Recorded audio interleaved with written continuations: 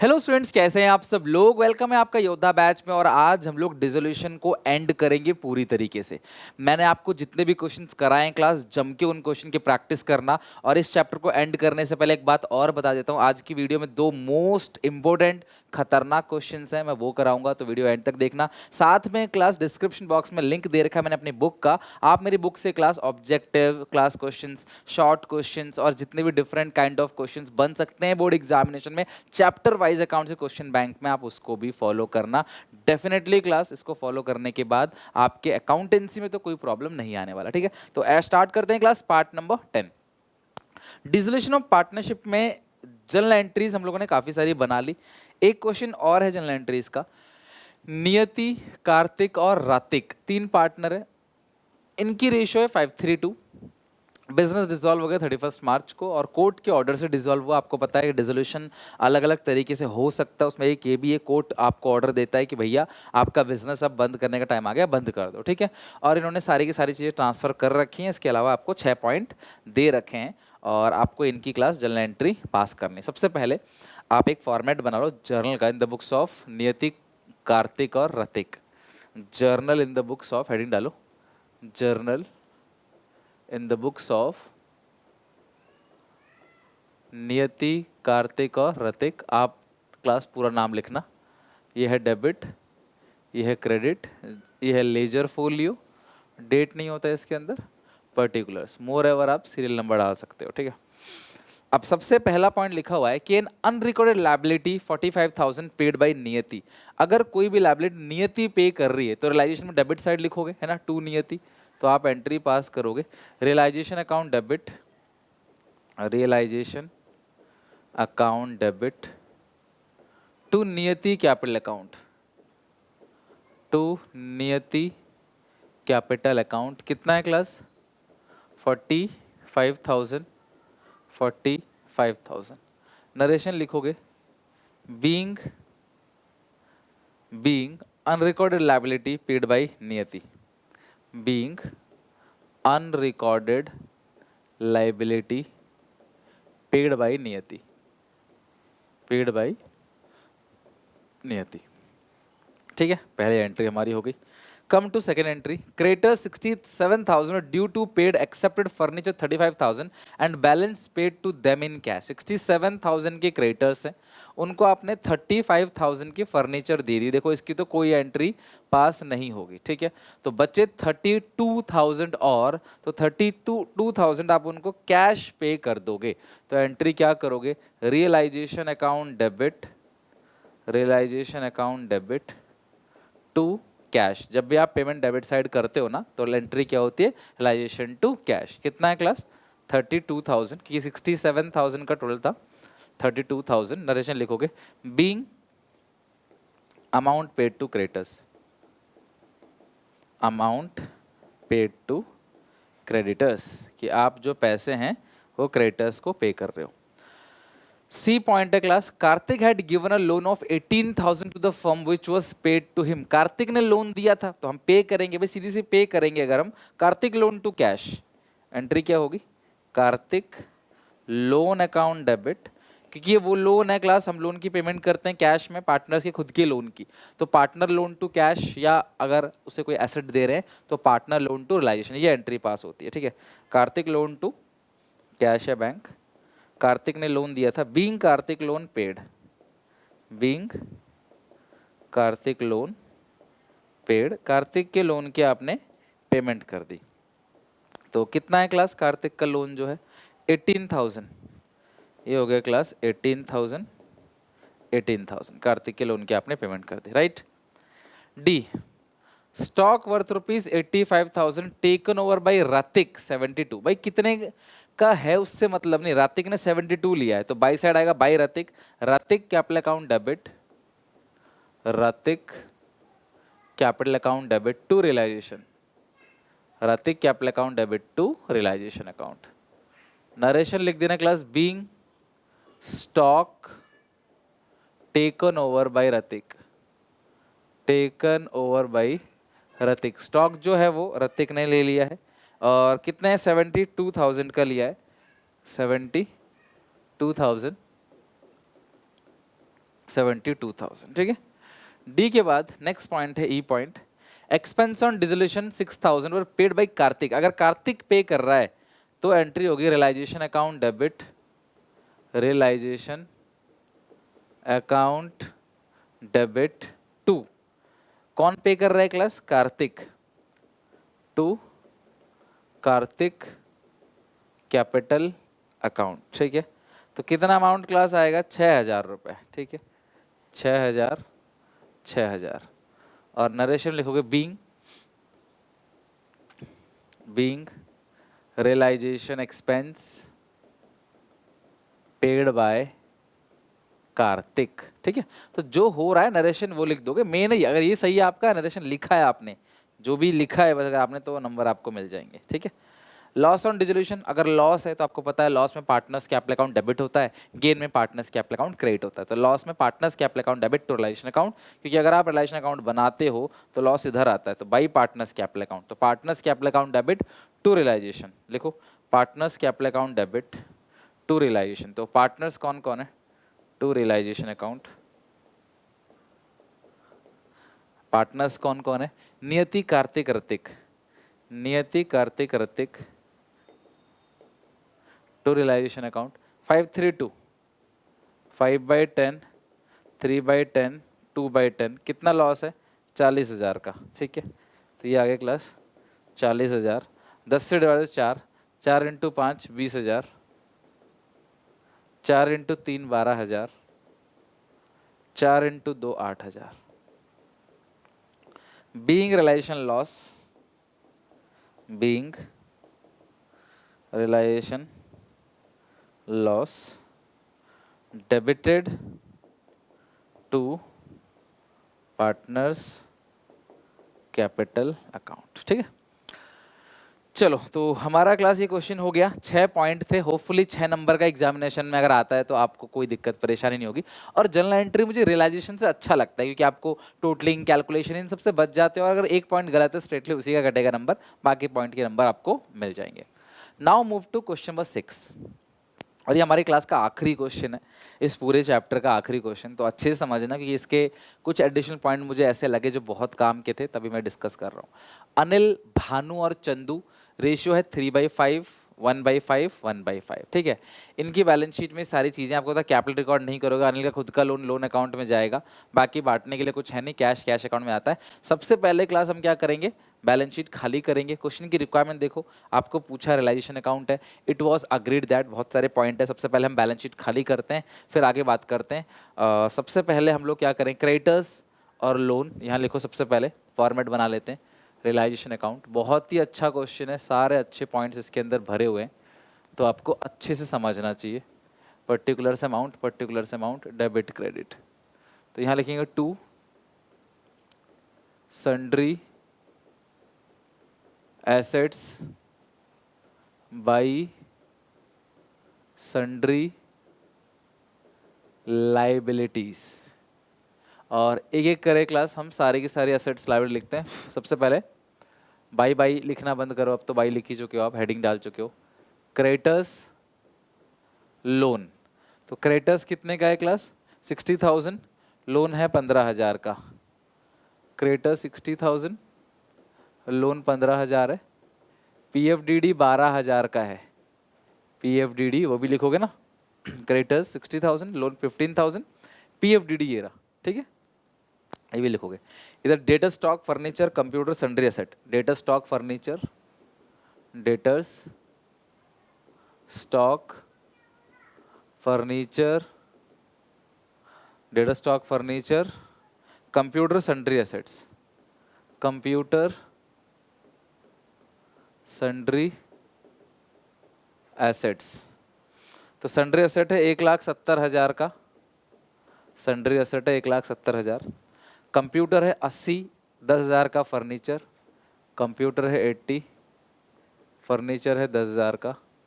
Debtors 262 और stock है 78, stock है 78, डेटर है 262। तो ये सबसे पहला काम हमारा, जो कि हमारे लिए बहुत आसान है, वो है बैलेंस कैंसिल करना कह लो, या फिर आप कह लो कि बैलेंस शीट को खाली करना, बैलेंस शीट के हर एक आइटम को कहीं ना कहीं आपने भेज दिया। 262, 78 और फिर 170, 1080, इट्स 6 लाख, इसकी टोटलिंग हो गई 6 लाख। और ये है 60,000 प्लस 15 प्लस 12, इसकी टोटलिंग है 87,000। ठीक है, तो हमने सबसे पहले क्या किया कि बैलेंस शीट में जहां जहां ट्रांसफर किया जा सकता था हमने ट्रांसफर कर दिया। अब आते हैं एक एक करके एडिशनल पॉइंट पे और एक एक करके सबका ट्रीटमेंट अच्छे से करते हैं। अब यही चीज जर्नल एंट्री के उस पर भी पूछा जा सकता है और यही चीज क्लास आपको अकाउंट बना के ही पूछा जा सकता है। रिक्वायरमेंट पढ़ के अच्छे से कर लेना। अनिल टू कंप्यूटर, कई बार क्लास आपको बैलेंस शीट दी होती है और फिर भी आपको एंट्री मांग लेता है, तो क्वेश्चन ढंग से जरूर पढ़ना एग्जामिनेशन में कि आपको मांगा क्या है। क्वेश्चन रीड की हैबिट जो है अगर वो अभी से बना लोगे तो फिर लास्ट टाइम पे दिक्कत नहीं आएगी, ना प्री बोर्ड में ना बोर्ड में। Anil to computer at book value settlement of his loan. अब सुनना मेरी बात, अब इस क्वेश्चन में आपको अनिल का लोन अकाउंट बनाना पड़ेगा। ठीक है, भले ही ये रफ में बना रहा हूँ या वर्किंग नोट में बना रहा हूँ, बट अनिल का लोन अकाउंट आप बना लेना, क्योंकि इसमें बोला है कि अनिल का लोन यहाँ पे कितने का है, 1 लाख का है। ठीक है, तो by balance BD, by balance BD, तो अनिल का लोन कितने का है क्लास, 1 लाख का। अब ये बदले में कंप्यूटर ले रहा है, ये बदले में क्या ले रहा है, कंप्यूटर। तो अगर कोई पार्टनर अपने लोन के बदले किसी एसेट को टेक ओवर करता है तो भैया हम उसको टू रियलाइजेशन के नाम से दिखाएंगे। कैश लेता तो टू कैश, असेट ले रहा है तो टू रियलाइजेशन, यही बात होगी बस। ठीक है, तो अनिल के लोन में लिखेंगे टू रियलाइजेशन, तो इसका मतलब वो रियलाइजेशन में चला जाएगा बाई अनिल लोन करके, by Anil loan account. Anil बदले में क्या ले रहा है, कंप्यूटर ले रहा है जो कि 1 लाख का है। वैसे पार्टनर का खुद का लोन कैश या बैंक अकाउंट में जाता है, लेकिन इसमें अगर वो एसेट ले रहा है तो भैया यहाँ लेजर पोस्टिंग होगी। इसीलिए कहता हूँ लोन अकाउंट वाला पॉइंट ध्यान रखना। अगर वो कोई एसेट ले रहा है या वो कैश कम ले रहा है, फुल सेटलमेंट में कुछ बैलेंस आ जाता है, वो रियलाइजेशन के नाम से आएगा, फिर इसकी लेजर पोस्टिंग होगी। और अनिल लोन में टू रियलाइजेशन है तो रियलाइजेशन में बाई अनिल लोन। ठीक है, नेक्स्ट पहला पॉइंट हो गया। अनिल ने फर्नीचर ले लिया 8,000 का, डेटर लिया 2 लाख के, डेटर्स 172 में लिया, वो था कितने का, 2 लाख का, लिया 172 में। And the creditors 60,000 paid by him, तो अनिल ने क्रेडिटर्स भी दे दिया है क्लास 60,000 का, तो क्रेडिटर 60,000 का अनिल पे कर रहा है, तो लिखो to Anil capital account, bracket में क्रेडिटर्स कितने का है क्लास, 60,000। 60,000 के क्रेडिटर्स जो है वो अनिल ने पे कर दिया। बाकी अनिल काफ़ी कुछ ले रहा है, तो by Anil capital account stock ले रहा है, डेटर्स 1,72,000 के। ठीक है, तो अगर आप देखोगे तो अनिल ने फर्नीचर लिया है 8,000 का और डेटर है 1,07,000, अच्छा स्टॉक नहीं, फर्नीचर लिया है 8,000 का, तो ये स्टॉक नहीं है, फर्नीचर है। फर्नीचर 8,000 का, डेटर्स 1,72,000। ठीक है, अनिल ने फर्नीचर लिया 8,000 का, डेटर 2 लाख के 172, मतलब डेटर कुछ बचा होगा। अभी एक बार हम लिख लेते हैं बैलेंस डेटर कितना बचा है।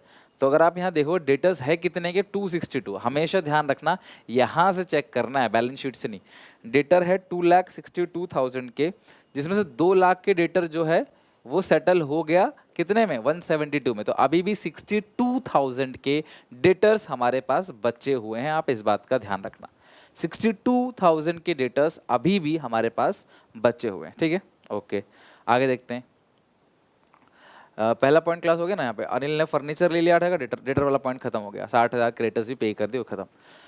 भानु ने स्टॉक लिया है 72,000, भानु ने, तो by Bhanu, by Bhanu capital account, by Bhanu capital account 172 plus 8, 1,80,000 हो गया ये। ठीक है, अच्छा अब इसके बाद भानु ने कितने का क्या लिया है क्लास, भानु ने स्टॉक ले लिया 70,000 का, तो भानु कैपिटल अकाउंट ब्रैकेट में स्टॉक 70,000 का, और भी कुछ लिया है साथ में।